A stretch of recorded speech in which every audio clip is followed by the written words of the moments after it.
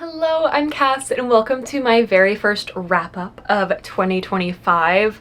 I used to do wrap-ups every single month and I kind of fell out of doing them because I just didn't really like the format of just sitting and talking about books that I've already talked about, especially because I was vlogging like much more frequently than I do it now. But I thought it would be really fun to do more of a chill type of a wrap-up together where I'm going to talk through all the books that I read this month. I'm going to drink my hot chocolate, so if you don't have a beverage in hand, I highly recommend you go grab one. And I'm also just going to talk through some of the places that I traveled to and some of the things that I did this month. I thought it'd be a fun like book reading wrap-up as well as just like a life wrap-up. That way you can share things that you did during January in the comments as well as books you've read. I thought this video could be kind of our monthly video to just like chat and be very chill. I'm trying to do more like low-key videos this year, and these types of wrap-ups will be one of them. So without further ado, I am gonna start yapping about some books that I read, then we'll take a little intermission, we'll yap about some of the events that I did, and then we'll go back to yapping about books. This is hot chocolate, like I mentioned. I'm not a coffee or tea drinker. I probably will need to find some sort of like summery drink when it gets a little bit hotter here. I mean, it is already hot, I live in Florida, so it might just be hot chocolate year round, or maybe I'll finally find some sort of drink that I enjoy in the summer. But without further ado, let's start yapping about some books. Sword of Kaigen by Emma Wang is the first book that I want to talk about. I did read this in a vlog, so if you want my in-depth thoughts, that's where you're gonna find it. Overall, I really enjoyed this book. There was just aspects of it that I didn't quite enjoy that took me out of the story, and those being the elements of technology. But let's first like talk about what this book is about. This book follows Mamoru and Masaki. Masaki is Mamoru's mother, and before this book takes place, she was trained as a warrior, so she knows how to fight, but then once she got married into this very traditional family,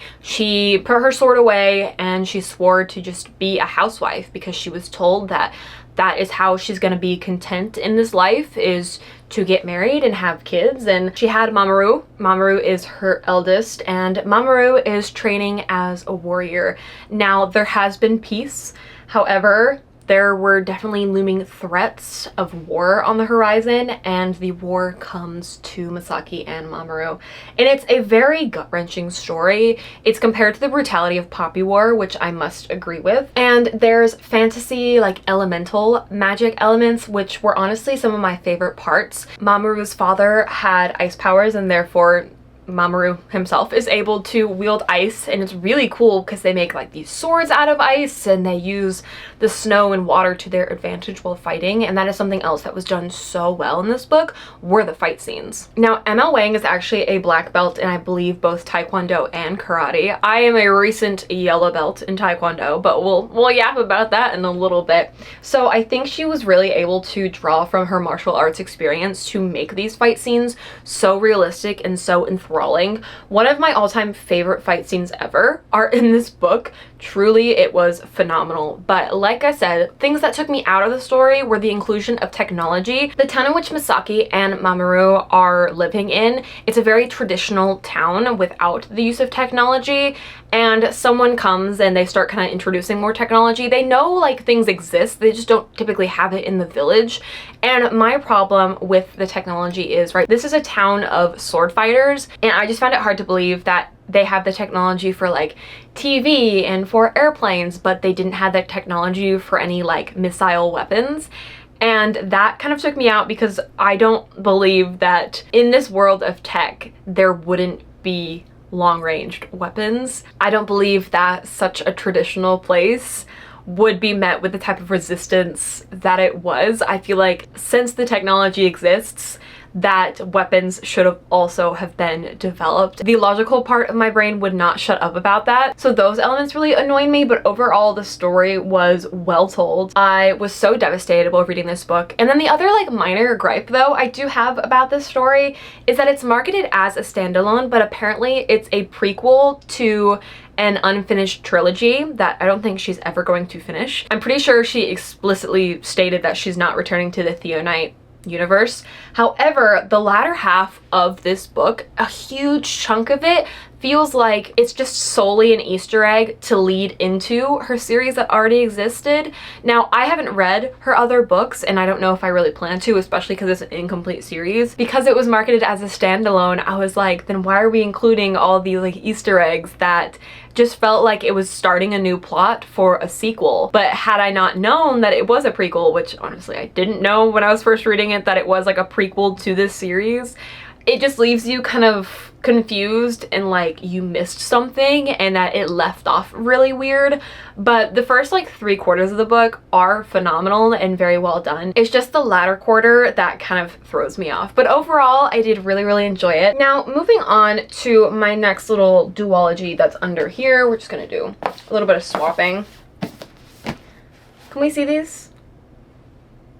You can kind of see them. Yeah, good enough. All right, so we have Dating and Dragons and Dungeons and Drama. Now, Dungeon and Drama was a repeat for me. Both of these are by Christy Boyce, and they are both like D&D themed YA romances. Now, I loved my reread of Dungeons and Drama. It was so cute. We're following Nathan and Riley's this little musical theater geek, and Nathan is this D&D player, and they do some fake dating. And the YA was so well done because they had a personality outside of just wanting to date each other or like being in love with one another. And I loved the atmosphere of like the D&D players and of this game shop that Riley works at and that Nathan works at. It was just so cute and so fun. And I had high expectations going into the sequel, which was Dating and Dragons, and honestly, I was not a fan. Okay, so it doesn't want me to talk bad about it, apparently. So Christy Boyce took everything that I enjoyed in Dungeons and Drama and took it out and made it a very classic YA novel. We're following Quinn and Logan, and Quinn is new at this school. She transferred midway through the school year, which is always very difficult because cliques and groups have already been formed, and trying to kind of integrate yourself into a new school midway through the year is quite difficult. However, she comes across this D&D group that she wants to join because she used to play D&D at her old school with some of her friends, and Logan is a part of that D&D group. Now, our first interaction with Quinn and Logan is so cute. They have like a little flirty moment. Quinn's like, oh my gosh, was he flirting with me? He's kind of cute. And then when Quinn broaches the subject of joining this D&D group, Logan does like a complete 180 personality shift where he becomes very rude, very standoffish, and kind of just mean to poor little Quinn. Like, this is a new girl at a new school, and you decide to just like start not bullying her necessarily, but the vibes were very bad. It turns out that Logan's D&D group has this like no dating rule. So we find out that, you know, Logan was only being mean because he didn't want her to join this group because he wanted to date her after knowing her for like 2 days, which I thought was silly. And then their entire personality just becomes like this forbidden love. Like, I want to date you, but I can't date you because my D&D group won't let me date you, and we're a very serious D&D group. And I felt it was so juvenile and silly. And yet on the same token, it had some ridiculously NA sort of dialogue that would just take you completely out of the story, because there's no way that I would believe a 16-year-old would say any sorts of these sort of things to any girl. And that really lessened my enjoyment of Dating and Dragons, unfortunately. It still had its really cute moments. Like, it's just a bunch of nerds, and I love that, and I love them playing D&D, and we got a lot more of their like D&D campaign and such. But anything in Dating and Dragons with like the family problems and like the depth they added to these characters, it just was not the same vibe, and they were very much so not as developed as characters. I didn't really feel any connection towards them. So while it did have its cute moments, it was certainly not a favorite and did not hold a candle to Dating and or Dungeons and Drama. I always get these titles so confused. So that was quite sad. That was one of my most like anticipated releases from, I guess, it really didn't come out this year. It came out the very last day of last year, and I was really excited about it. I wanted to, you know, be giggling and kicking my feet the whole way through. Didn't happen. It was still fun. I just probably won't reread it because I didn't really care for the characters, unfortunately. But completely unrelated, these are also like two of my favorite book covers. They're so darn cute. Like, I'm obsessed with this artist's art style. And we're moving on to a couple of my other rereads. Let's not knock this whole pile over. these weren't supposed to happen. Now, Legend and Prodigy are books 1 and 2 in the Legend series by Mary Lou. It's a YA sci-fi dystopian series, and it's good. I read this years ago. My first Mary Lou book was actually Warcross and Wildcard, which is also like a sci-fi dystopian type of book. And I didn't even know that these books existed until after I met Mary Lou, and I was like seeing what the people were holding in line, and I was like, Legend? That sounds cool. Like I said, this wasn't supposed to happen. Faith from Faith Reads Things had posted on her Instagram that she was reading the Legend series, and I had been like eyeing a reread of it, but I just couldn't justify it. And then that kind of pushed me over the edge. I was like, but what if I did a little cheeky little reread? So I did. There was nothing stopping me when I decided to do a reread. I haven't reread the last book. I think I'll eventually like get around to doing it. I'll probably just read it like digitally or something, or maybe I'll like pack it on a trip or something. But this is actually like 2 books that I read well on a trip. I just needed something light, something easy, something I had read before, and this was very fast paced, and I really love it. It follows a character named Day, and he's kind of a rebel and an outsider, and he's also supposed to be dead. So in this world, there are these trials that kids take when I want to say they're like 10. Based on their aptitude and their score, it kind of determines like where they'll end up, what type of job they'll have, or if they'll end up in the military. Or in Day's case, because he failed, he ended up being kind of sent to these labor camps. But lo and behold, labor camps are not a thing. They just kind of send people off to die. It's kind of like population control, and it's not great. And then we have June, who is a military prodigy, and she has been tasked with actually finding Day.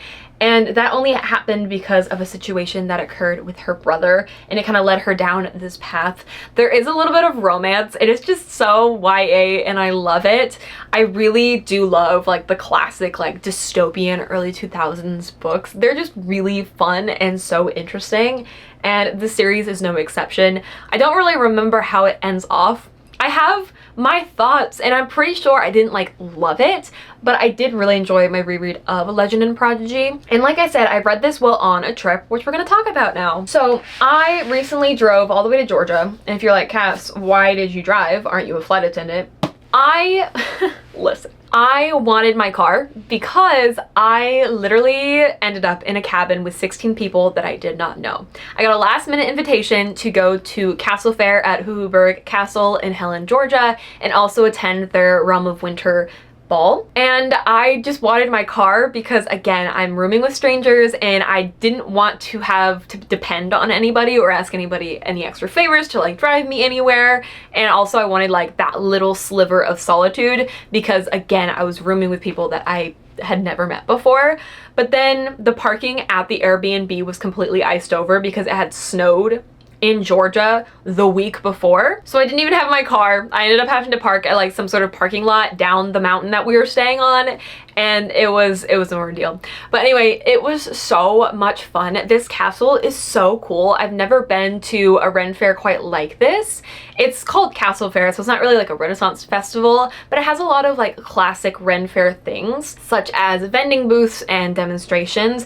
They didn't have as many like shows as a Renaissance festival would have. They were more just like demonstrations of weapons. You could also walk on the castle walls, and you could climb all the towers. There was like a big watchtower you can climb all the way up.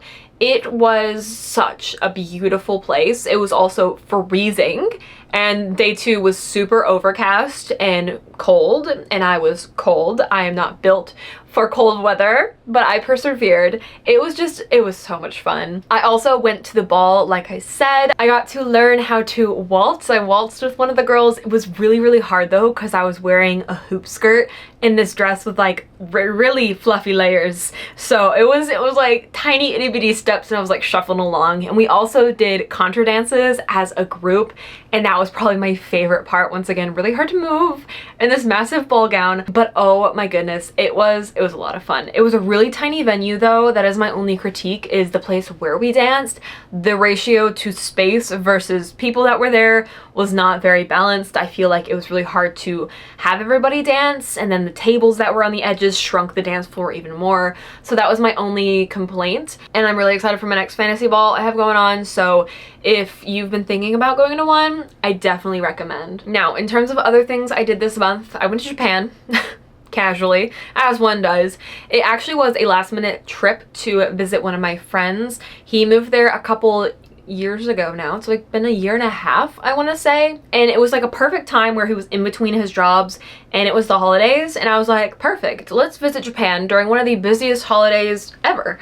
I didn't know how big of a deal New Year's was in Japan. Like I said, it was a very last minute trip, so I wasn't able to do like a lot of research. Had I done a single Google search, I would have found out that like a lot of stuff is closed until January 4th, and I arrived on the 30th of December. So I kind of was there for the week where everything was closed, but it meant that I got to explore more of rural Tokyo, and I say rural with air quotes because it's still Tokyo, and I really don't think there's like any place in Tokyo that's truly rural, but because my friend lived in Tokyo, I decided to just stay in Tokyo the entire time. But I did go out to outer provinces such as Enoshima. It's like an island town. It was so nice. It was also very cold. I also climbed Mount Takayo, which I did on New Year's, which is like a New Year's tradition. So it was super busy, but so much fun, very cold. And also I was very tired. I felt like I was so out of shape while climbing this mountain, but because I live basically at sea level, and some of y'all told me this and I like didn't even think about it, didn't even compute,